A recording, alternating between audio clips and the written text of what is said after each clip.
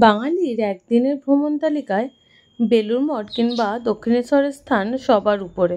আজকের ভিডিওতে থাকছে জুলাই আগস্ট মাসে বেলুড় মঠের কি অনুষ্ঠান সূচি রয়েছে, ভোগের কুপন মূল্য কত, কখন থেকে কখন ভোগ খাওয়ানো হয়, ভোগের কুপন যদি না পান সেক্ষেত্রে কি করবেন, এছাড়াও বেলুড় মঠের সময়সূচি, যদি আপনারা আগে ভোগ খেয়ে নেন সেক্ষেত্রে কি হতে পারে, এই সব কিছুই রয়েছে আজকের ভিডিওতে।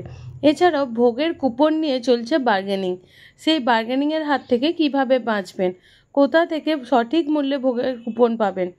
আর চলুন এবার তাহলে জেনে নেওয়া যাক হাওড়া কিংবা শিয়ালদার দিক থেকে এলে কিভাবে আসবেন। যারা বেলুড় স্টেশনে নামবে, এই 5 নম্বর প্ল্যাটফর্মে আমরা এখন দাঁড়িয়ে রয়েছি। বেলুড় স্টেশনে যারা আসবে তারা যে কোনো প্ল্যাটফর্মে নেমে সোজা এই লাইন ক্রস করে বা ওভারব্রিজ আছে ক্রস করে চলে যাবে 1 নম্বরের দিকে। চলো এখন 1 নম্বরের দিকে যাই, তারপরে দেখাচ্ছি কিভাবে যাবে। এটা হচ্ছে 1 নম্বর প্ল্যাটফর্ম। আর যারা ওভারব্রিজ দিয়ে নামবে তারা এই দিক দিয়ে নেমো না, দেখো ডান দিকে একটা ওভারব্রিজটা বেরিয়ে আছে, একদম ওখান দিয়েই বেরোবে, করাই রয়েছে বেলুড় মঠ যাওয়ার রাস্তা। আর যারা 1 নম্বর দিয়ে বেরোবে তারা এই যে এখানে সিঁড়ি করাই রয়েছে, সিঁড়ি দিয়ে নিচে নেমে যাবে। এই যে 1 নম্বর প্ল্যাটফর্ম দিয়ে এখান দিয়ে নেমে এসে বাইরে বেরোনোর রাস্তা। আর যারা ওভারব্রিজ দিয়ে নামবে তারা এই যে টিকিট কাউন্টারের পাশে ওভারব্রিজের একটা সিঁড়ি দেখা যাচ্ছে, ওখান দিয়ে তোমাদের আসতে হবে। এটা হচ্ছে বেলুড় টিকিট কাউন্টার, তোমাদের এইখানেই আসতে হবে। এই পার থেকেই তোমরা টোটো পাবে। চলো কোথা থেকে টোটো পাই দেখাই। এই যে টিকিট কাউন্টার থেকে একটু এগিয়ে আসলেই এখানে হচ্ছে স্টেট জেনারেল হসপিটাল, এখান থেকেই তোমরা টোটো পেয়ে যাবে। টোটো পড়েছে আর এখানে টোটো ভাড়া নিয়েছে 15 টাকা। এটাই হচ্ছে বেলুড় মঠের গেট।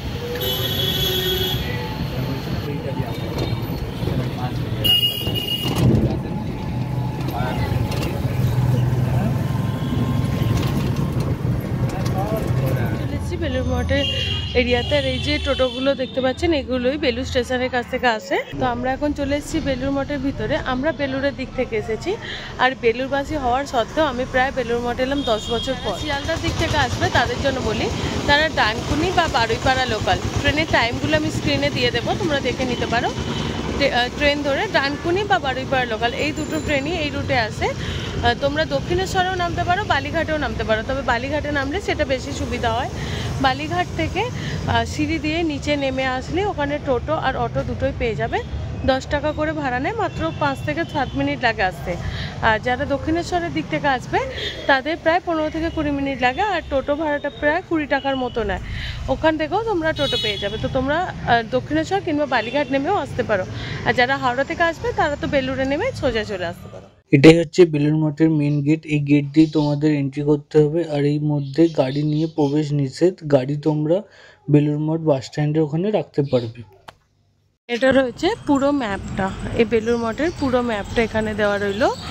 আর এখানে রয়েছে, এখানে এসে তোমরা কি দেখতে পাবে, শ্রীরামকৃষ্ণ মন্দির, রামকৃষ্ণের পুরানো মন্দির, বিবেকানন্দের আবাস কক্ষ, এখানে এই সব কিছুই রয়েছে, সারদা দেবীর মন্দির, সব কিছু রয়েছে, তোমরা এটা দেখতে পারবে। আর নিচে যে দেখা রয়েছে পুরানো মঠ ফেরিঘাটের নিকট, সেই রাস্তাটা হচ্ছে এইটা, মানে এই গেট থেকে ডান দিকে যে রাস্তাটা ঢুকে যাচ্ছে এটাই হচ্ছে ফেরিঘাটের রাস্তা। আর চলো এইখানে কবে কি কীর্তন হয় সেগুলোও দেওয়া রয়েছে, পুরো মাসের একটা চার্ট দেওয়া রয়েছে। এটা জুন জুলাই, এটা হচ্ছে কি সেলিব্রেশন এই বছরের রয়েছে সেইগুলো এখানে দেওয়া রয়েছে, তোমরা তোমাদের ইচ্ছে হলে আসতেই পারো। এটা হচ্ছে বেলুড় মঠ খোলা থাকার সময়সূচি। চলো গেট দিয়ে এন্ট্রি করা যাক।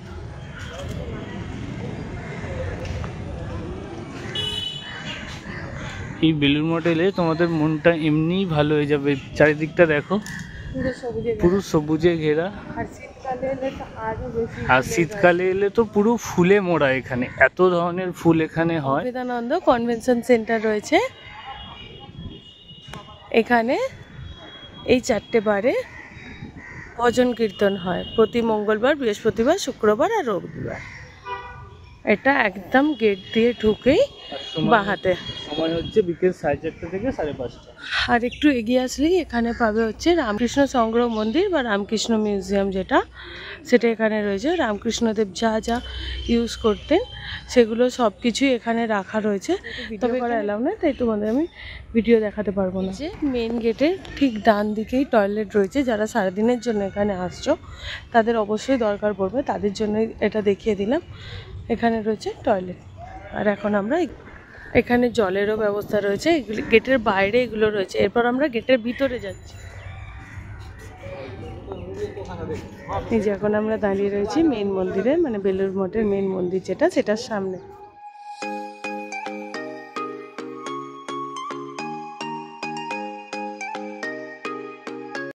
মেন মন্দির থেকে এই যে সাইডের রাস্তাটা যাচ্ছে, এইটা দিয়ে আমরা যাচ্ছি এখন ভোগের কুপন নিতে। এই রাস্তাটা দিয়ে মন্দিরের পাশ দিয়ে গেলেই তোমরা ভোগের কুপন পেয়ে যাবে। দেখো, এটা হচ্ছে মেন মন্দিরের সাইডের অংশ।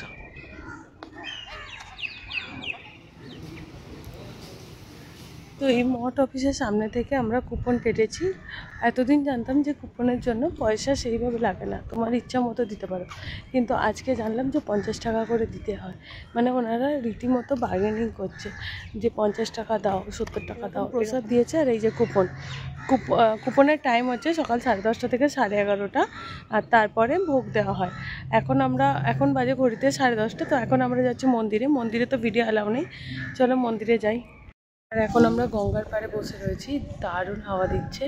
আর আরও একটা ইনফরমেশান তোমাদের দিয়ে রাখি, যদি তোমরা মঠ অফিস থেকে কাটো টোকেন, সেক্ষেত্রে তোমরা যা টাকা দেবে তাই ওনারা নেবে। বাট মঠ অফিসের বাইরে অনেকে বসে রয়েছে, তারা কিন্তু শান্তশিষ্ট নিরিবিলি পরিবেশে যদি একটা দিন কাটাতে চাও, তাহলে বেলুড় মঠ হতে পারে একদম একটা আদর্শ জায়গা, যেখানে তোমরা খুব কম খরচে সারাটা দিন কাটাতে পারো।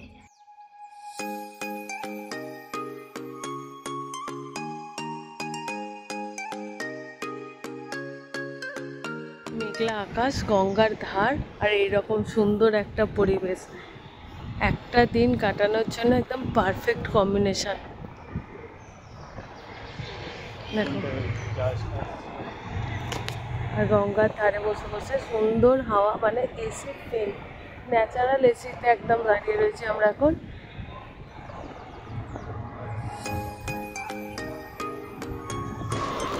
আর এখন আমরা এসে দাঁড়িয়েছি গঙ্গার সাইডে। এত হাওয়া দিচ্ছে, ওদের কথা বুঝতেই পারা যাচ্ছে না। যারা গঙ্গা স্নান করবে মনে করছো, এখানেও করতে পারো, বা দক্ষিণেশ্বরে করতে পারো। স্নান করবে মনে করছো, তাদের জন্য এখানে চেঞ্জিং রুমের ব্যবস্থা রয়েছে। এই যে চেঞ্জিং রুম করা রয়েছে এখানে। এটা হচ্ছে স্বামী ব্রহ্মানন্দ মন্দির। মেন মন্দিরের ঠিক উল্টো দিকেই এটা রয়েছে ব্রহ্মানন্দ মন্দির, যে বিবেকানন্দের মন্দির। গঙ্গার একদম পাড়ে। এখানে আমি তার সমস্ত ডিটেলসগুলো দিয়ে দিলাম, সেটা তোমরা পজ করে পড়ে নিতে পারো। চলো, এখানে তো ভিডিও অ্যালাউ নেই, যতটা পরে যাওয়া যাক। দেখো, এখানে একটা স্বামীজির মন্দিরের পাশেই রয়েছে একটা বেল গাছ। এই বেল গাছটা কিন্তু জেসে বেল গাছ নয়, এই বেল গাছের কাছেই স্বামীজি বসে, এই বেল গাছের নিচে স্বামীজি বসে এখানে বসতেন, ধ্যান করতেন, এবং তার ইচ্ছা ছিল তার সমাধি যেন তার বেল গাছের পাশেই হয়। তার ইচ্ছা অনুযায়ী পাশে মন্দিরটা করা রয়েছে। আর এই মন্দিরের মধ্যেই রয়েছে স্বামীজির সমাধিটা, হচ্ছে সমাধিপীঠ, যেখানে স্বামীজির 7জন শিষ্যকে এখানেই দাহ করা হয়েছিল। গঙ্গার পাশের এই রাস্তাটা দিয়েই ভোগের ঘর রয়েছে। আমরা এখন ভোগের ঘরে যাচ্ছি। এই যে এখান দিয়ে সোজা চলে গেলেই লেখাই রয়েছে সামনে, ওই একটু প্রসাদ হয়। একদম গঙ্গার পাড়ে, সুন্দর পরিষ্কার একদম। একসঙ্গে প্রচুর কল করা রয়েছে, এখান থেকে তোমরা হাত ধুয়ে আর যেতে পারো। এই যে এখান দিয়ে সোজা চলে গেলেই বাঁদিকে রয়েছে ভোগের ঘর। এখন সুন্দর গঙ্গার ভিউ, সঙ্গে বেলুড় মঠের ভোগ প্রসাদ। এখন তোমাদের বলি কেন বলেছিলাম ভোগ প্রসাদ একদম সবার শেষে গিয়ে খেতে। তার কারণ হলো, এই রাস্তাটা সোজা গিয়ে এক্সিটে যাচ্ছে, মানে ভোগ প্রসাদ খাওয়ার পর তোমাদের একদম বাইরে বেরিয়ে যেতে হবে। আর যদি সেইটা 11:30টার পর হয়, তাহলে আর তোমরা তখন ঢুকতে পারবে না। আবার মন্দির যখন বিকেল 4টায় খুলবে, আবার সেই সময় তোমরা ঢুকতে পারবে। হচ্ছে প্রসাদ বিতরণ কেন্দ্র বা ভোগের ঘর। এই এত বড় একটা জায়গা জুড়ে বিশাল বড় ভোগের ঘর, 4 তলা জুড়ে শুধু ভোগ প্রসাদ দেওয়া হয়। মানে নিচের তলা ভর্তি হয়ে গেলে উপরে আরও 3টে ফ্লোর রয়েছে। দেখো, এত বড় এলাকা জুড়ে একসঙ্গে প্রায় কয়েক হাজার লোক বসতে পারবে। এরকম গ্লাসে জল আর থালা দেওয়াই আছে, টুল টেবিলে একটা করে থালা আর গ্লাস দেওয়া রয়েছে। এসে গেছে, দেখো কত বড় বড় গাড়িতে করে খিচুড়ি আছে।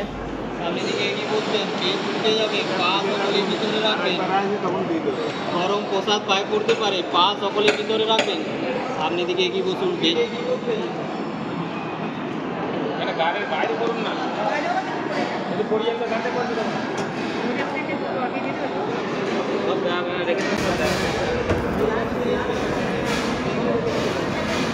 তরকারি আর খিচুড়ি এসেছে, চলো খাওয়া যাক। আজকে রয়েছে সব রকম মিক্সড তরকারি, কুমড়ো, চিচিঙ্গে, পটল, আলু, খিচুড়ি।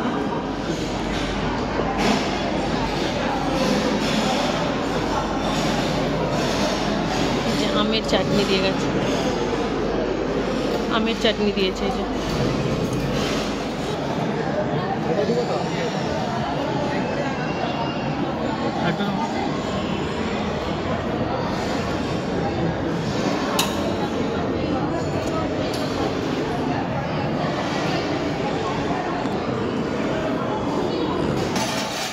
সঙ্গে সঙ্গে রকম গাড়ি এসে থালাগুলো তুলে নিয়ে চলে যাচ্ছে।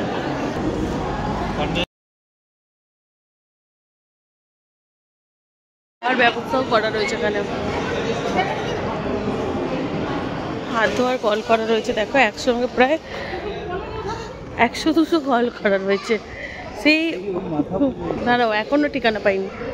সেই ওইখান থেকে শুরু হয়েছে, পর পর পর পর পর পর পর পর একদম ওইখানে গিয়ে শেষ। প্রায় 150-200 কল আছে এখানে। ঘর থেকে এদিকে বেরিয়ে, এখান থেকে বেরিয়ে এখানে হাত ধুয়ে তোমাদের এদিক দিয়েই বাইরে বেরোতে হবে।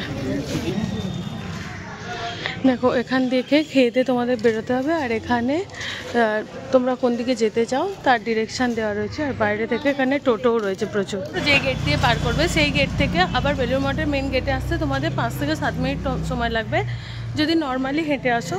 আর বাইরে টোটোও রয়েছে, তোমরা চাইলে টোটোও করতে পারো, হেঁটেও আসতে পারো। আমরা হেঁটেই চলে এসেছি, খুব বেশিক্ষণ তো লাগে না, জাস্ট একটুখানি। ক্যাম্পাসটা যেটুকু শেষ হচ্ছে ওইটাই। এটার মতো বাজে গেট বন্ধ হয়ে গেছে, আবার বিকেল 4টেয় খুলবে, রাত 9টা পর্যন্ত। আর অক্টোবর থেকে ওটা 3:30 থেকে 8:30 পর্যন্ত থাকে। প্রচুর টোটো পেয়ে যাবে বেলুড় স্টেশন আবার যাওয়ার জন্য। এখান থেকে বেলুড় স্টেশনের টোটো তোমরা পেয়ে যাবে। আর রাস্তার ওই পাশেই রয়েছে নিবেদিতা কটেজ ফর ডিভোটিজ। ওই যে সাদা বিল্ডিংটা, ওটাই রয়েছে নিবেদিতা কটেজ। এখানে চাইলে তোমরা স্টে করতে পারো। আর এই নিবেদিতা কটেজের ঠিক পাশেই আছে পার্কিং, তোমরা চাইলে ওইখানে পার্কিং করতে পারো। আর আমি এখানে রেড চ্যাটও দিয়ে দিলাম, কার, বাইক, বাস সব কিছু। তো আজকের মতো ভিডিওটা এইটুকুই। ভিডিওটি ভালো লেগে থাকলে লাইক, শেয়ার, সাবস্ক্রাইব করে দিও। দেখা হচ্ছে পরের ভিডিওতে।